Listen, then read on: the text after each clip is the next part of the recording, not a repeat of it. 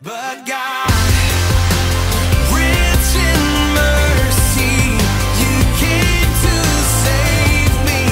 Now I'm alive. But God. Hi everybody. If you don't know me, my name is Monica Harris, and I am married to the great Pastor Rick. I am a special needs bus driver.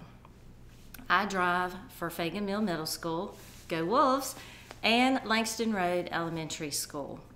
I drive Lake Joy Road about 5 or 6 times a day. And my story, my but God moment story, happened a while back, just when Lake Joy started the road construction through the upper part of Lake Joy. They had just put out the big orange barrels, I guess letting us know that construction was getting ready to start. Some of the road had been cleared on either side, so it was kind of rough, but every few feet there seemed to be one of those huge orange construction barrels. So my story starts one afternoon. I'm on my bus. I am leaving Langston Road Elementary School. I am going up Lake Joy Road. Now, if you can envision Lake Joy Road, I've just crossed over the lake and I've just passed Lake Joy Volunteer Fire Department. I am coming upon that little residential section that's right through there. I'm driving at the legal speed of a bus driver, which is 40 miles per hour. So I'm going about 35, 40 miles per hour up, approaching this residential area. I notice that something crosses the road in the distance ahead of me, but I'm not too concerned with it because obviously it's a residential area. We have cats, dogs, you name it, come in front of us. So it just is like a mental note that I put in the back of my head, like, hey, something went across the road at that particular place. I'm continuing to go about 35 miles per hour as I'm approaching closer to this residential area. As I'm approaching, I notice that there is an oncoming car in the other lane just stopped. She has no blinkers on, she doesn't have her hazard lights on, so I'm not really sure exactly what she's planning on doing. Well, as a bus driver, obviously they are much bigger than cars, so it takes us a little longer to stop. So I start decreasing my speed because most of the time a lot of people like to play chicken and they like to just wait, and then all of a sudden, oh, there's a bus. I think I'll cut in front of it and make my turn now. So I was kind of anticipating that type of atmosphere. Well, she never did that. She never turned to her right. She never turned to her left. She was just completely stopped. By this time, there are a few cars behind her, and I'm still, assessing the area, like what's going on. This lady stopped, something's up. I don't see anything. There's nothing around, nothing to be alarmed about. But I progress to decrease my speed because obviously she's sitting there. And as you well know, when someone stops, we get impatient. And so sometimes people just say, hey, I'm just going to go around her. I don't know why she stopped. So that made me kind of alarmed that I need to be cautious that someone might come around her, and here I am on my school bus with my precious children.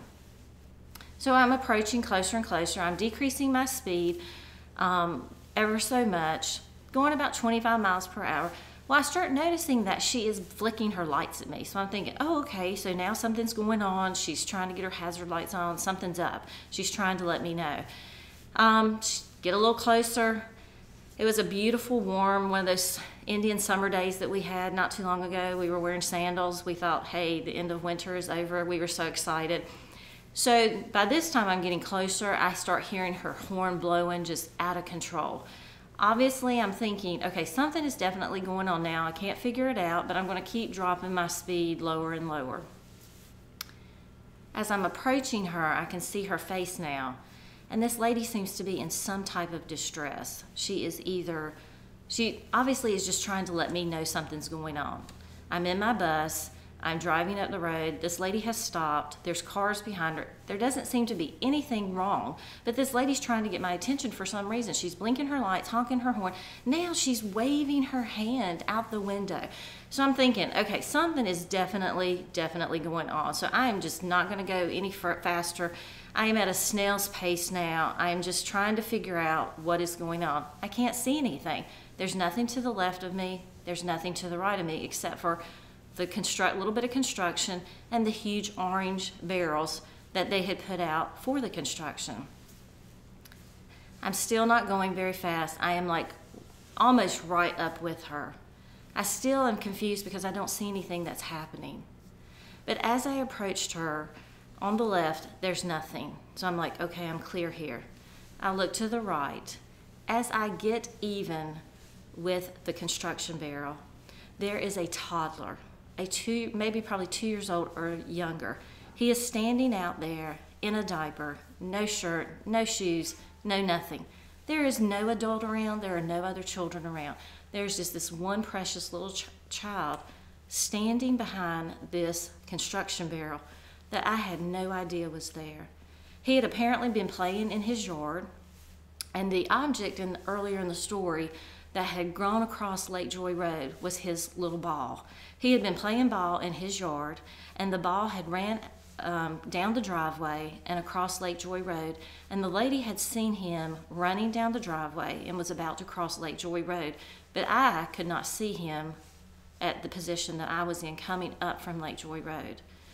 I am so glad to say that that lady, there was totally a but God moment there, and that lady was a tool that God used to give me that but God moment, because God used her to flash her lights, honk her horn, wave her hand, and he used her to slow me down, and he also used that lady to stop that child.